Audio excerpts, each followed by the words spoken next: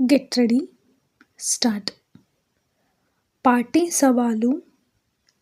Shri D N M ವಕೀಲರಿಂದ ನನಗೆ ಆರೋಪಿ Raghu D ಸುಮಾರು 3 ವರ್ಷಗಳಿಂದ ಪರಿಚಯ ಇದ್ದಾರೆ.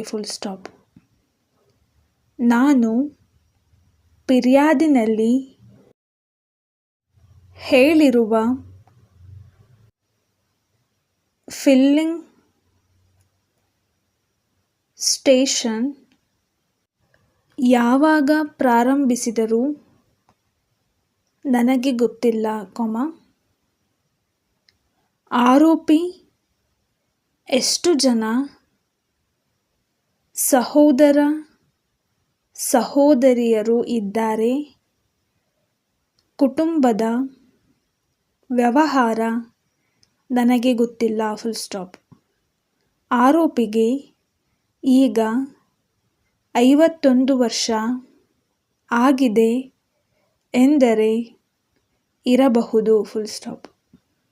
ನಾನು ನೋಟಿಸು ಕೊಡಿಸಿದ್ದೇನೆ ಎಂದು ಹೇಳುವ ಕಾಲಕ್ಕೆ ಆರೋಪಿಗೆ ಸುಮಾರು 51 ವರ್ಷ ಆಗಿತ್ತು ಎಂದು ಗೊತ್ತಿತ್ತು ಎಂದು ಹೇಳುವುದು ಸರಿಯಲ್ಲ.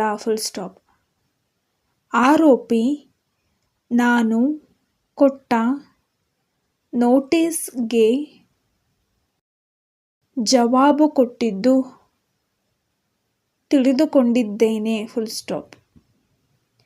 ಆ ರೀತಿ ನೋಟಿಸ್ನಲ್ಲಿ ನನಗೆ 51 ವರ್ಷ ಎಂದು ಕಾಣಿಸಿದ್ದಾರೆ ಎಂದರೆ ಸರಿ. ನಾನು ಫಿರ್ಯಾದಿನಲ್ಲಿ ಕಾಣಿಸಿದ ಸೆಪ್ಟೆಂಬರ್ ತಿಂಗಳ ಮೊದಲ ವಾರ ಎಂದು ಹೇಳಿದ್ದು 2-3ನೇ ತಾರೀಕು ಆತ ನನ್ನನ್ನು ಭೇಟಿಯಾಗಿದ್ದನು. ಈ 2 ತಾರೀಕಿನಲ್ಲಿ ನಿರ್ದಿಷ್ಟವಾಗಿ ಹೇಳಲು ಆಗುವುದಿಲ್ಲ. ಆತ ಆ ಕಾಲಕ್ಕೆ ನಮ್ಮ ಮನೆಗೆ ಬಂದಿದ್ದನು. ಮನೆಗೆ ಬಂದಿದ್ದನು ಎಂದು ಫಿರ್ಯಾದಿನಲ್ಲಿ 2-3ನೇ ತಾರೀಕು ಎಂದು ನೋಟಿಸ್ನಲ್ಲಿ ತಿಳಿಸಲು ತೊಂದರೆ ಇರಲಿಲ್ಲ.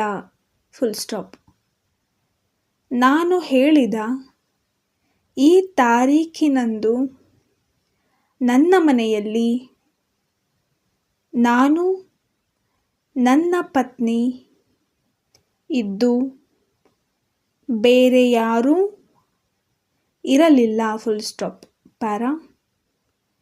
ನಾನು ಆರೋಪಿಗೆ ಪರಿಚಯ ಆದೆ ಎಂದು ಹೇಳುವ ಪೂರ್ವದಲ್ಲಿ ನನ್ನ ಮತ್ತು ಆರೋಪಿ ನಡುವೆ ಯಾವುದೇ ಹಣಕಾಸಿನ ವ್ಯವಹಾರ ನಡೆದಿಲ್ಲ.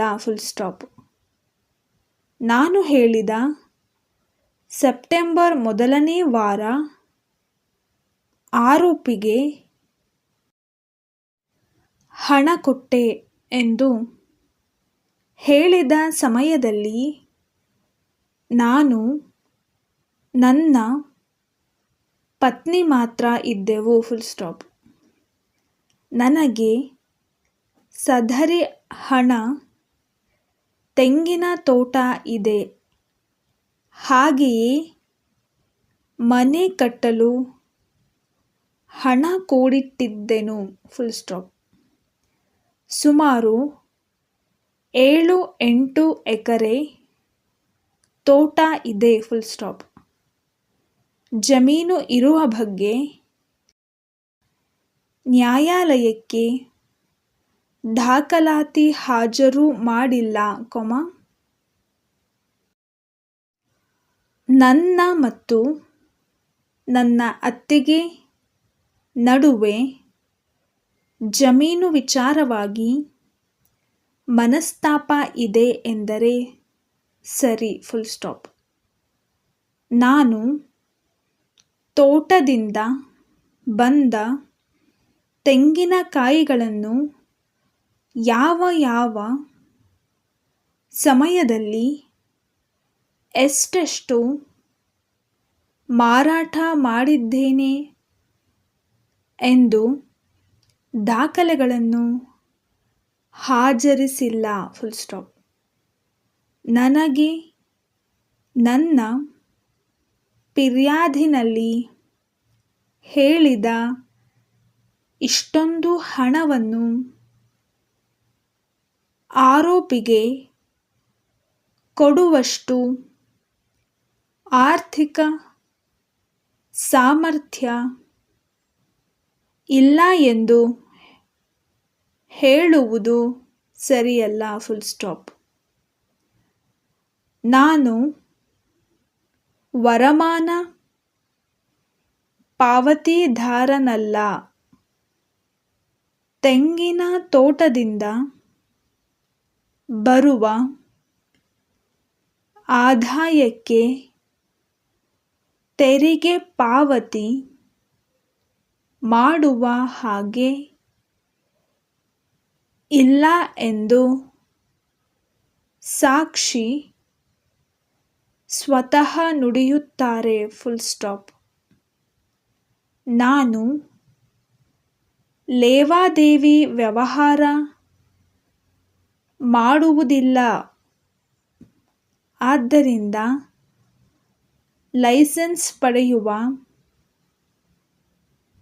ಅವಶ್ಯಕತೆ ಇಲ್ಲ. Full stop. ನಾನು ಫಿರ್ಯಾದಿನಲ್ಲಿ ಮತ್ತು ಮುಖ್ಯ ವಿಚಾರಣೆಯಲ್ಲಿ ಹೇಳಿದಂತೆ ಆರೋಪಿ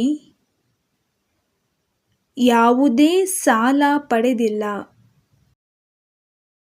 2 ತಿಂಗಳ ನಂತರ ಕೊಡುತ್ತೇನೆ ಎಂದು ಹೇಳಿಲ್ಲ ಎನ್ನುವುದು ಸರಿಯಲ್ಲ. Full stop.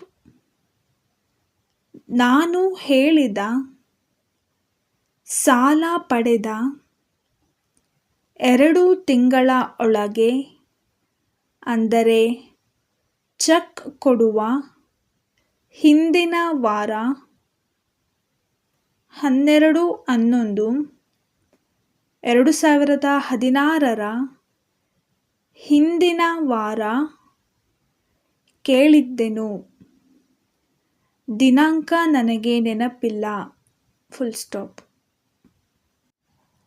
ಆರೋಪಿ ಸಾಲದ ಖಾತೆ ನಂಬರ್ ನನಗೆ ಗೊತ್ತಿಲ್ಲ. ನನ್ನ ಖಾತೆ ನಂಬರ್ ಗೊತ್ತಿದೆ. Full stop.